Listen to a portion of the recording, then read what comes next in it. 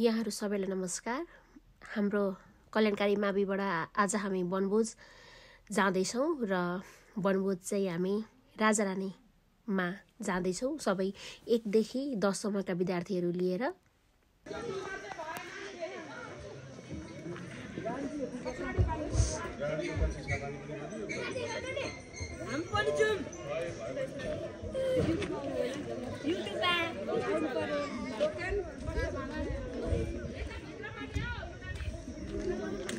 Hello hello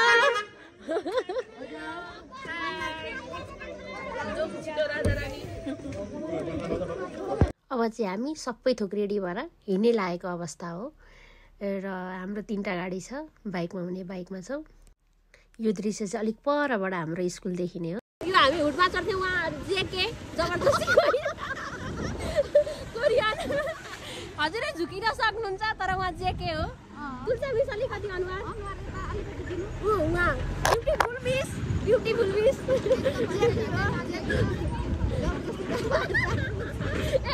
जे वहाँ जबरजस्ती जापानिज। यो हाम्रो ग्याङ बहिनीहरु हेलो भन्देऊ। हामी रमाइलो गर्दा गर्दै यस्तो बाटोमा पुग्यौं जहाँ चाहिँ समेबाबाट पनि राजारानी पुगिन्छ र अर्को सर्टकट बाटोबाट पनि राजारानी पुगिन्छ। त्यो 2 बाटो छ। हामी चाहिँ सर्टकट बाटोबाट चाहिँ राजारानी जाँदै छौं। यो चाहिँ ठ्याक्कै धनकुटा पर्छ र धनकुटाबाट चाहिँ सारै राम्रो हिमाल देखिन सकिन्दो रहेछ। देखिने हिमाल चाहिँ ठ्याक्कै कुम्भकर्ण हो भनेर हामीले गेस गरेका छौं। अनि यसरी नै हामी हिमाल हेर्दै यस्तो राम्रो दृश्य हेर्दै हामी अब लगभग राजारानी पुग्नै लागेका छौं र राजारानी पुगेपछि हामी थप रमाइलो गर्ने आशा सहित हामी ठ्याक्कै राजारानी आयौं। यो दृश्य मंसिर 11 गतेको दृश्य हो। गाडीबाट उठ्लेपछि हामी रमाइलो गर्ने क्रममा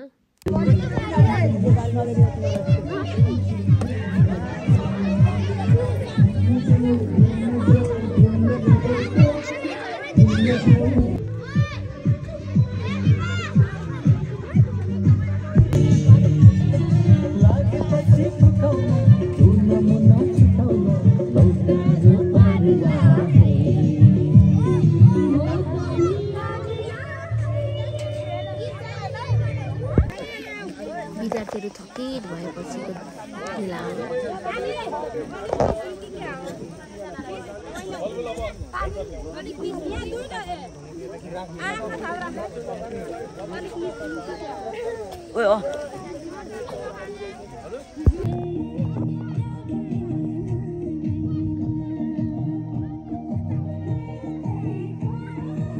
एकछिन नाचिसकेपछि अब हाम्रो खाने बेला भएको छ।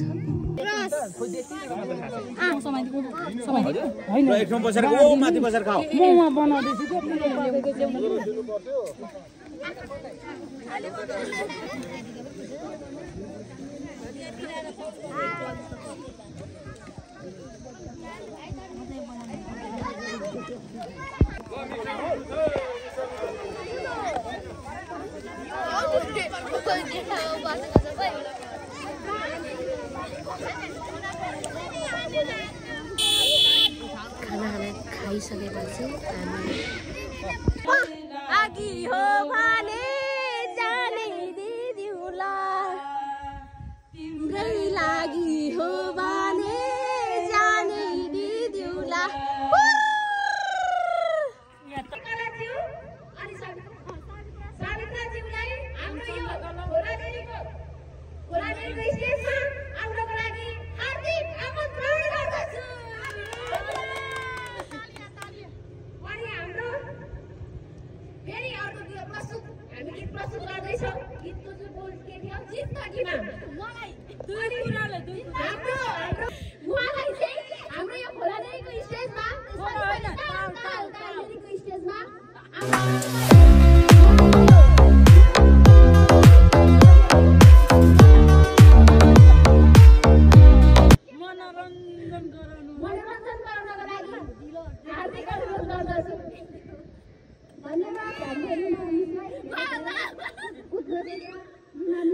धन्यवाद।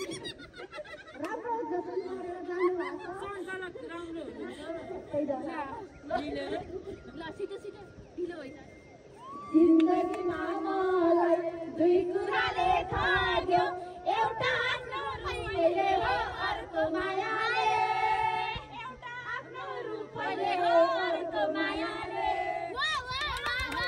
कृपया सबैले ताली बजाउनलाई अनुरोध गर्दछु कृपया क्यामेरा बोकेर नबस्नु होला यत्तिकै रमाइलो गर्ने क्रममा हाम्रो फर्किने समय भएको छ र अन्त्यमा हामी सुन्तला खाँदै यहाँबाट बिदा हुनेछौँ अनि यसरी नै आज हाम्रो वनभोज कार्यक्रम राजारानीसम्म यहीँ समाप्त हुँदै हामी आफ्नो आफ्नो स्थानतिर फर्किँदैछौँ हामी आफ्नो आफ्नो स्थानतिर फर्किने क्रममा अस्ताउँदो सूर्य हामी यसरी देख्छौँ र यसरी नै 2082 सालको हाम्रो पिकनिक यसरी नै समाप्त हुन्छ।